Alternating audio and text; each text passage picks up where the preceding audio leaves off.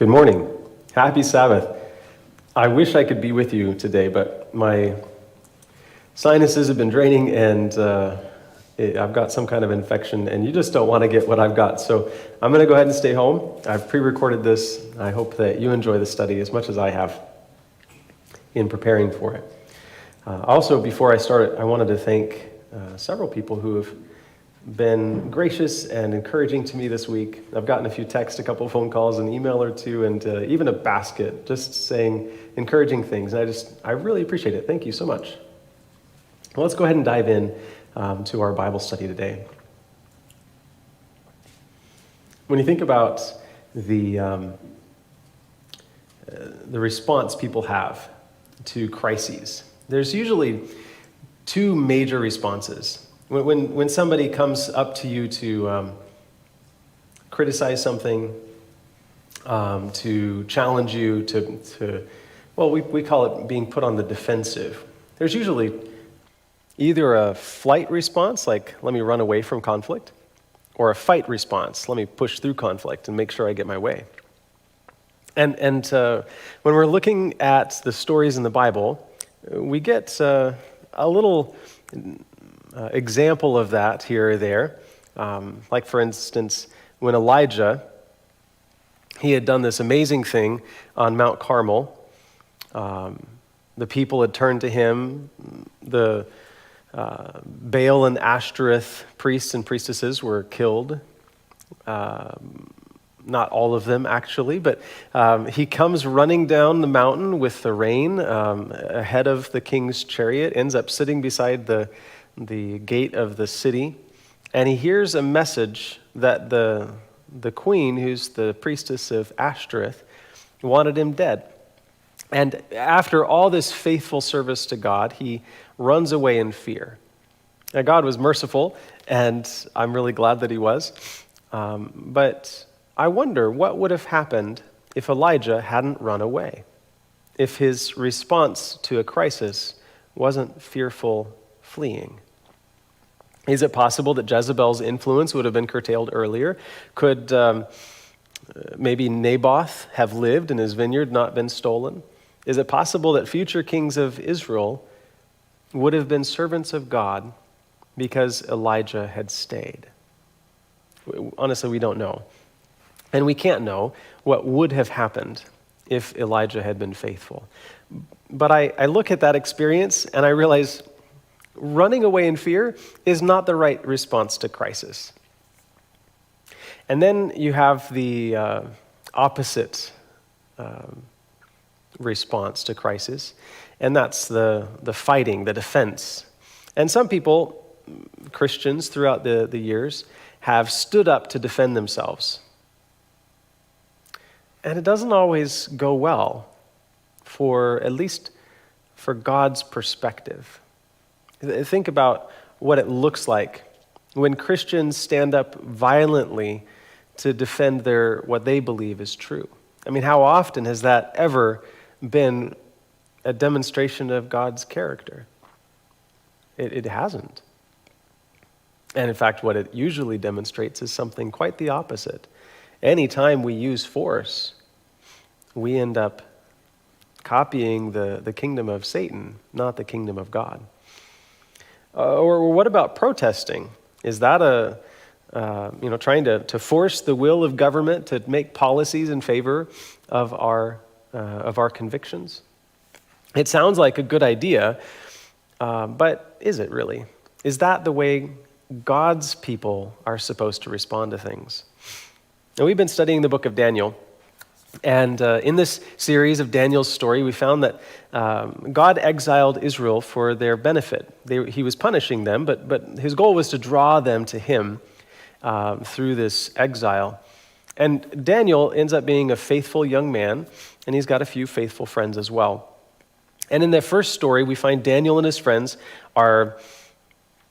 they stand up in a polite and courteous way, and they ask if they can be treated a little differently and get some food that God has designed for them rather than the stuff the king is giving them. And God gives them favor with their overseer. Now, that's a really important point, that God is the one who provides for them. He's the one who gives them favor. They don't have to defend themselves, and they don't have to run away. A tactful diplomacy is all they needed because their God was on their side. And then we see Daniel, when he was confronted by an executioner, he doesn't run away. He simply asks for time and then goes and prays. And God reveals the mysteries to him. And as a result, he and his friends are elevated in the kingdom. And more people are able to know about the truth of God because of their faithfulness in a time of crisis. And then you find in Daniel 3, you have these young men that stand when everybody else is supposed to be bowing down. When the king gives them a second chance, they confidently but tactfully say, "No, thank you. Our God is able to deliver us, but even if he doesn't, we won't worship other gods." And that simple tact, it changed things. I mean, Nebuchadnezzar still threw them into the fiery furnace, but God delivered them from the fiery furnace, and the way that they reacted and related to Nebuchadnezzar, I'm sure, had an influence on what happened next. Nebuchadnezzar's decree, his policy in favor of the worship of the God of heaven, didn't just impact these 3 Hebrew men that were standing there that day. It also impacted all of the Jews that were in the Babylonian Empire. Because of their faithfulness, God was able to bless the whole group of the Jews. And you can see the story again in Daniel 4 with the king and Daniel's faithful, tactful truth-telling that happened in that story. Or Belshazzar and his proud rebellion against God, and Daniel's faithful, tactful truth-telling that happened in that scene. Each time, God ends up doing something that works out for the good of his people. And then you get to the story of Daniel chapter 6. And Daniel chapter 5, it says, Darius the Mede took over the kingdom at the age of 62. And then in Daniel chapter 6, Darius the Mede decided to divide the kingdom into 120 provinces. And in this story, just some people are unsure about the whole Darius thing because historians know for sure, because of the documents that we find in Babylon, that Cyrus the Great was the one who conquered Babylon, and he's the first king of the Medo-Persian Empire over Babylon. And so that's not under question. So who's Darius? And some people think that Darius is Cyrus. Other people think that Darius is some other person entirely. But the Bible is pretty clear. Darius is a Mede, Cyrus is a Persian. And at the end of this chapter, we find that Daniel has favor with both Darius and then Cyrus after him. So Darius is clearly not Cyrus. And the answer to the historical conundrum is Darius is a regent king, probably the general Gubaru, and Darius would have been his throne name. But Gubaru is the one who history records was actually the general that took over Babylon, and that Cyrus gave him the throne for about a year until Gubaru died. And he was the king over the Chaldean Empire under the Medo-Persian Empire, which was much bigger than the Chaldean Empire had been. So Darius the Mede, in his first year, he decides to set up the provinces of Babylon, 120 of them, and he appointed a high officer to rule over each province. In verse 2, the king also chose Daniel and 2 others as administrators to supervise the high officers and to protect the king's interests. Daniel soon proved himself more capable than all the other administrators and high officers. Because of Daniel's great ability, the king made plans to place him over the entire empire. Here's something to make note of. When God gives people responsibility, whether it's a business or political clout or something in a church setting, when God gives people responsibility, following his principles is always going to be the way for success. Long-term success and joy isn't something that you can get by following the world's principles. And you see Daniel, Joseph is another example, but you see Daniel as a faithful, diligent worker, honest. above reproach. In fact, the administrators and the high officers went to ask the king, they were searching for some fault, rather, in verse 4, because they were jealous of Daniel. They didn't want him to be in charge. And so they're looking at how he handles his government affairs, how he handles his personal life, and they can't find any fault in him. And so they said, and the Bible says he was faithful, always responsible, and completely trustworthy. And in verse 5, they concluded, our only chance of finding grounds for accusing Daniel will be in connection with the rules of his religion. And then, as they examined his life, they found that he worshiped the God of heaven regularly. And so the administrators in verse 6 and the high officers went to the king and said, long live King Darius.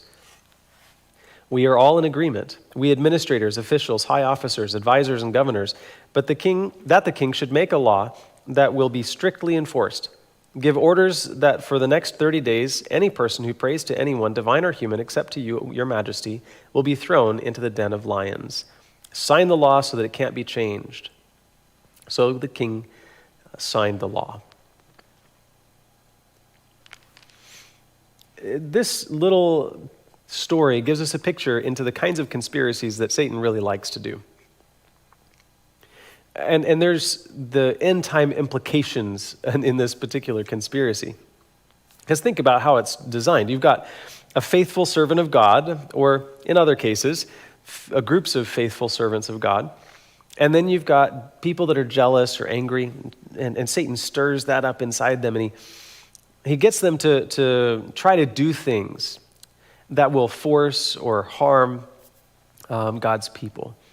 And so in this case, they create a law that has to do with religion, a forced religion. And the consequences of disobedience is death. And this isn't an isolated situation, but at the end of time, we know there's going to be something very similar to that. And anytime Satan has the opportunity to, he's going to try to either force us to worship in a way that God has not designed, or he's going to try to kill us in the process. And so it's not a surprise that in Revelation 13, the story of the beast and this image to the beast, and that there's a requirement that we worship in a way that God said not to, that violates God's command. And then that if we don't, there would be a death decree. So the question, if Daniel's facing something similar to what we will face, according to the Bible, before Jesus comes, how does Daniel respond to it? And the answer is he doesn't. He doesn't put up signs and get a bunch of people to try to get the law to be changed, some kind of protest. He doesn't force his way and try to make sure that he can do what he wants to do without any harm being done to him. He knows that there's a death decree. He knows the cost of disobedience. And he simply does what he's always done. He goes to his room and he prays. Verse 10, when Daniel learned that the law had been signed, he went home and knelt down as usual in his upstairs room with his windows open toward Jerusalem. He prayed 3 times that day, just as he had always done, giving thanks to his God. And of course, when the officials saw him doing this, they quickly ran and reported it to the king, and the king realized the jealousy that was there that he hadn't noticed before. And he spent the day trying to figure out how he could save Daniel from this execution. And of course, he couldn't because of how the laws were set up. And so that night, he accompanied Daniel to the den of lions. And before he was thrown in verse 16, he says, "May your God, whom you serve so faithfully, rescue you." Do you catch the hope that's in Darius' voice? I mean, probably agony at the same time, but a tiny, tiny seed of faith that maybe this God of heaven was capable of saving Daniel. And then he goes back and has a terrible night. He doesn't sleep. He doesn't take any food. He fasts that night. He fasts from entertainment as well. I imagine he was worried. He didn't yet know that he could trust in the God of heaven. And the next morning, the Bible says, very early in verse 19, the king got up and hurried out to the lion's den. And when he got there, he called out in anguish, "Daniel, servant of the living God, was your God whom you serve so faithfully able to rescue you from the lions?" Daniel answered, "O king, live forever. Long live the king. My God sent his angel to shut the lions' mouths, so that they would not hurt me, for I have been found innocent in his sight, and I have not wronged you, your majesty." The king was overjoyed to have Daniel removed carefully from the lion's den. And then he sent the assistants that were around to go and get all those people that had accused Daniel and their families, and they threw them into the lion's den. The punishment that they had designed for Daniel became the punishment that they received. Now there's all kinds of lessons that you can learn from that story. That when God brings judgment, it's made in favor of those who are loyal to him, and those who accuse God's loyal servants will have the punishment that they wanted to fall on God's people. That's at least a comfort that evil won't continue on. But I think a bigger lesson is in how God is responsible for protecting his people. Think about the behind the scenes of all that's going on.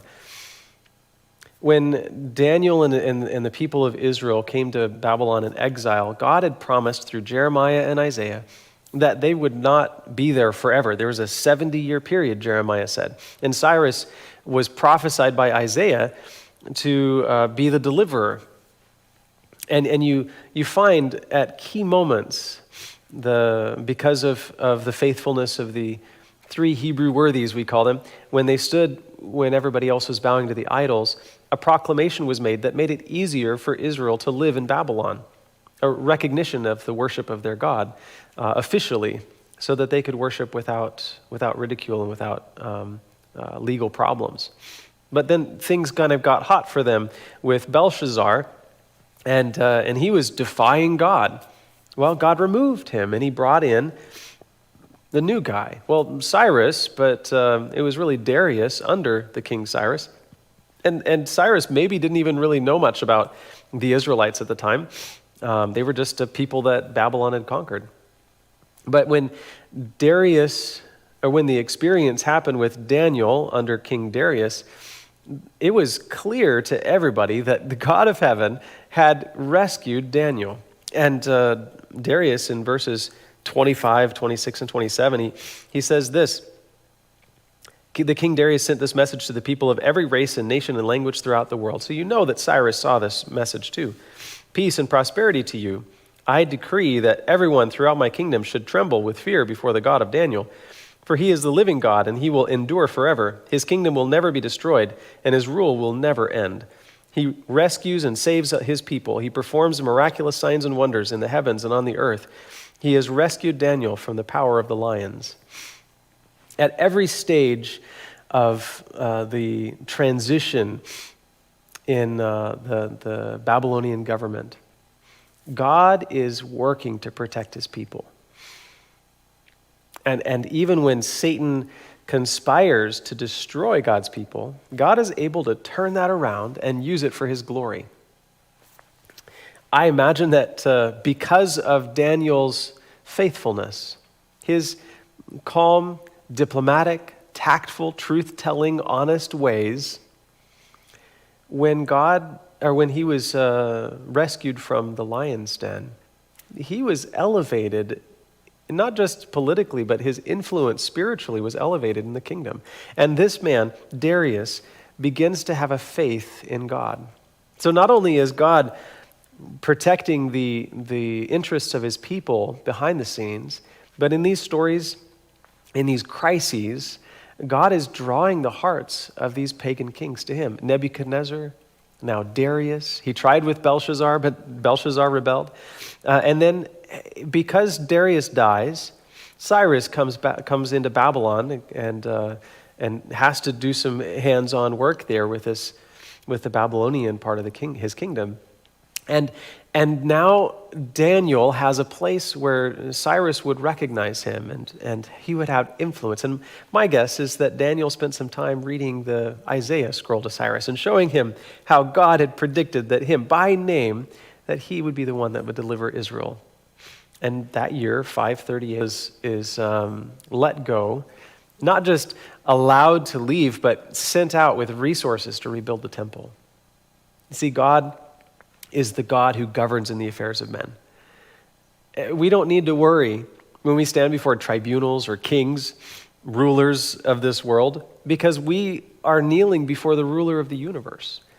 We don't need to stand up to defend our cause, to prove our religious rights. We just don't need to, because we have a God who defends us. We don't need to run away, because when we run away, it demonstrates that we're not trusting the God who rules in the affairs of men. I want to be that kind of guy where the universe looking on can see me as a Daniel. Tactful, diplomatic, trustworthy, faithful, loving and kind.